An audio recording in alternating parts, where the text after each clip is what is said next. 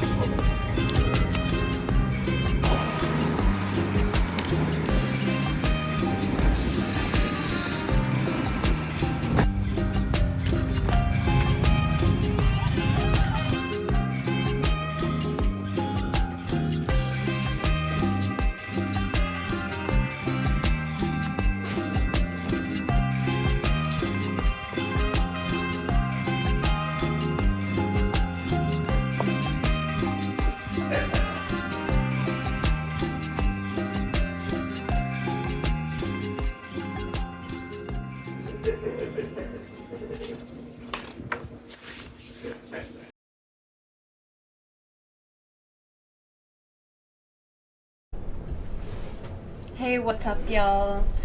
So my name is Claudia and I am a liberatory co-creative therapist. Have been doing this work for 17 years and I want to integrate my wisdom that I've learned from my personal experience and working with over 1,000 clients, I believe. I haven't done the math, but it's been over 15 years with groups and organizations and individuals.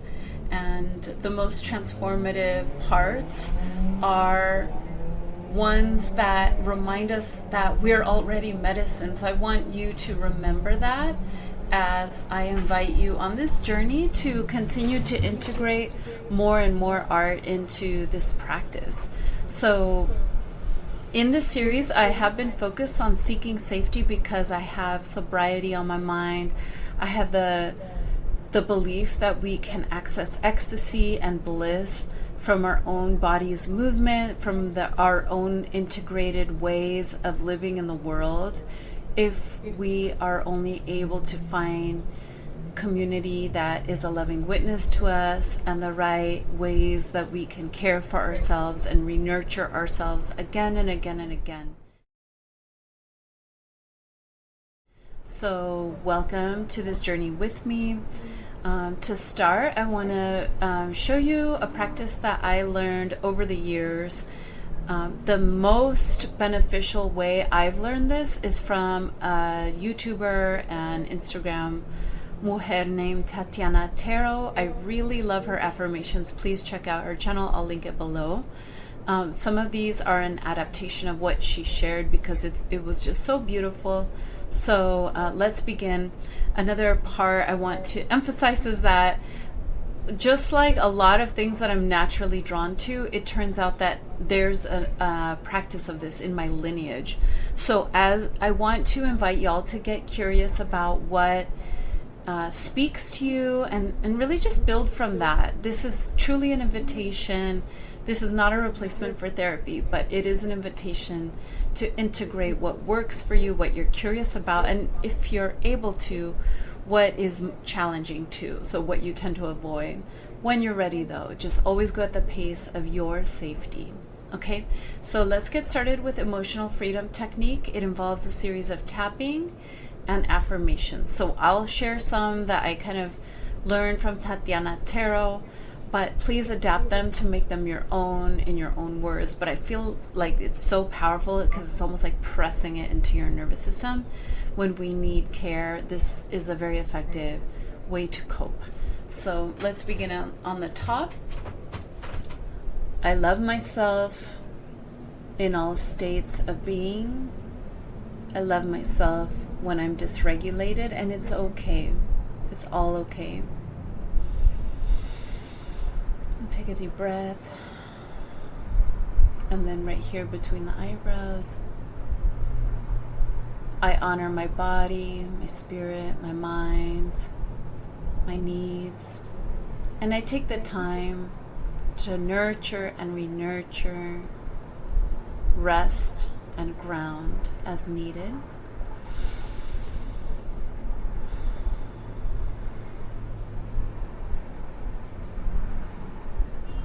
I care for my nervous system, my whole being, my loved ones, my relationship, my community, the earth, and back to me again and again.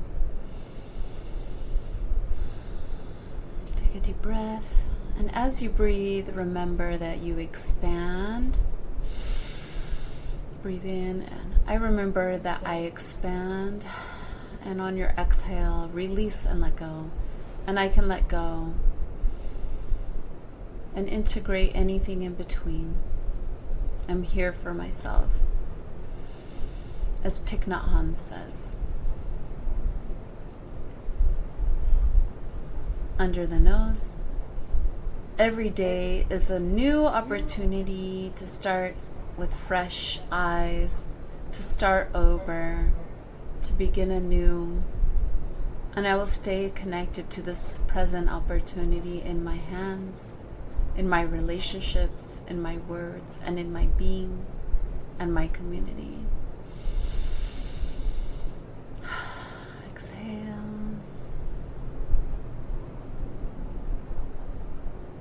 And I call in experiences that exceed my expectations when it comes to ease, peace, and joy in my life, in the life of my loved ones, my community, the earth, and all sentient beings.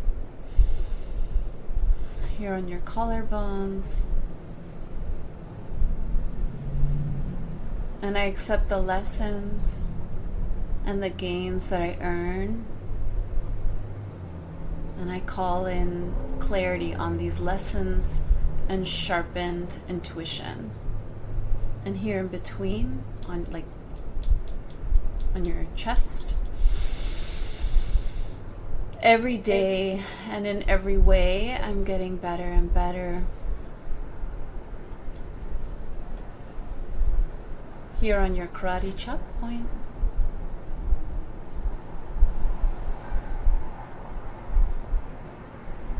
I honor my boundaries. I honor my truth. I speak my truth. I speak my needs. And I allow the truth to speak for itself without apology. Back to the top.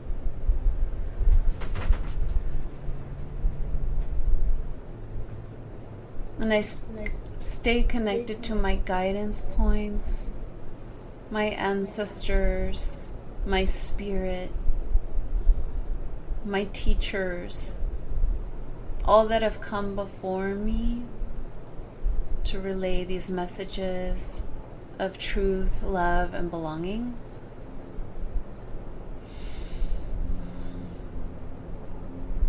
I take the time to ground in order to be as strong as possible and be in right relationship. I honor sacred reciprocity every day and today. I stay curious about myself, about others. I stay focused on adaptation and change in the direction of truth and love. And I honor my heart's wisdom, my love to guide me. I stay connected to my resources, my power, the power in nature, and those that came before me. And I release everything that doesn't serve me, that doesn't lead me to a higher truth, a higher calling, a higher power.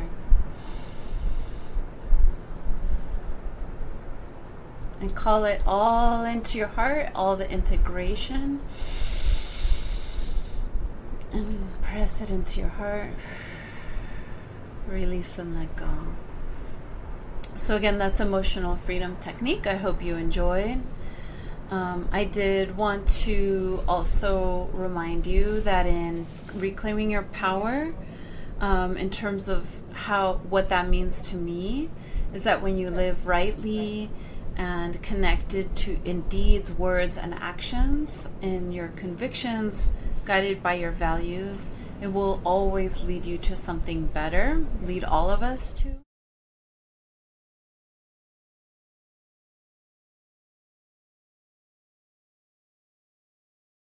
Share this book. For those that haven't read it, one thing that she says is that ritual is the thing that helps us remember to remember. And she's a botanist who reclaims her ancestral wisdom through that practice of study of nature, which is so powerful. If you love nature like I do, this book is so beautiful. It's so true. If you make the scheduled time, the scheduled rituals of honoring the different needs as they change, then I am sure you like her will continue to find remembrance of what really matters, which leads us to more and more growth. And this one about taking back your power is so fun. I love this practice and I wanted to share it. It comes from Lynda Barry, who wrote 100 Demons.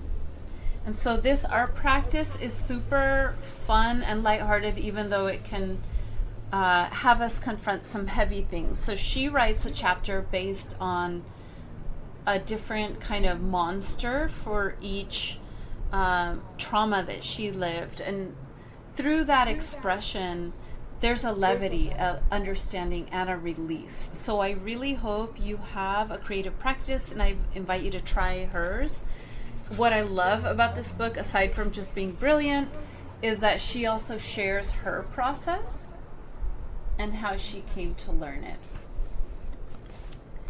So I'll share a couple of the ones that I drew. This is sort of when you do the type of art that helps you process difficult things or joyful things, emotions in general. You do want to allow the art to kind of guide you and let it lead you. So that's what I did here with these ones, and this was just for personal practice. So this one is obviously some kind of worry, some kind of doubt, but you can see that once it's on the page, you kind of externalize it, but you also get a little bit of compassion for that part of you, even though as human beings, there is no finite point to like healing, where no one is perfectly healed or perfectly perfect. But it's a much more beneficial way to hold challenges in a very nurturing and loving way, and it does lead to self-understanding. This is Miss Toxic Positivity. I have a lot of thoughts about it, about toxic positivity, about overpromising, and even the ways that we're conditioned to romanticize our abusers or just harmful ways of being, coercive ways of being, just simply because it's very dominant. So that's Miss Toxic Positivity, based on that dominance. So here's the delusion of violence. That's its own monster. And so as you could see, or as you could imagine, maybe once it's on the page, it does carry less weight. You almost have compassion, not so much for the way it exists, maybe in structural harmful ways, but in yourself. You give yourself compassion, but you also can recommit to releasing those ways that we have internalized and been conditioned under. This guy doesn't really have a name yet, but as I'm looking at it, I think it's about like enmeshment, when people just converge their beliefs to suit others without really thinking in their own right or feeling it through and seeing how it feels for them.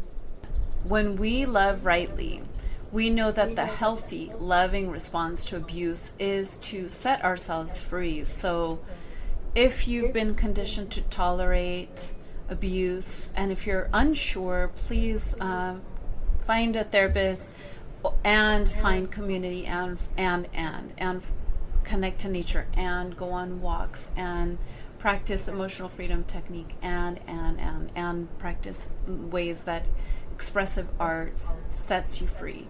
So again, my name is Claudia. My practice is social justice healing. Here, this channel is embodied art and liberation, and I'm going to continue building immersive environments where we can set each other free as a community. And for now, I'm going to say goodbye, and I hope to hear from you soon. Let me know down in the comments if there's anything specific you're curious about, either these practices or anything else. Earlier, I shared my own journal, and that's the process that I use for calling in very powerful concepts to ground myself, to dream. And y'all are part of the dream, because part of it is sharing my art with y'all, with people, with others in community. So thank you for being part of that. And if you're curious about that practice, it was solidified by a dear friend and collaborator, Dulce Corazon, and I will link her down below. So thank you all. Peace out. Bye.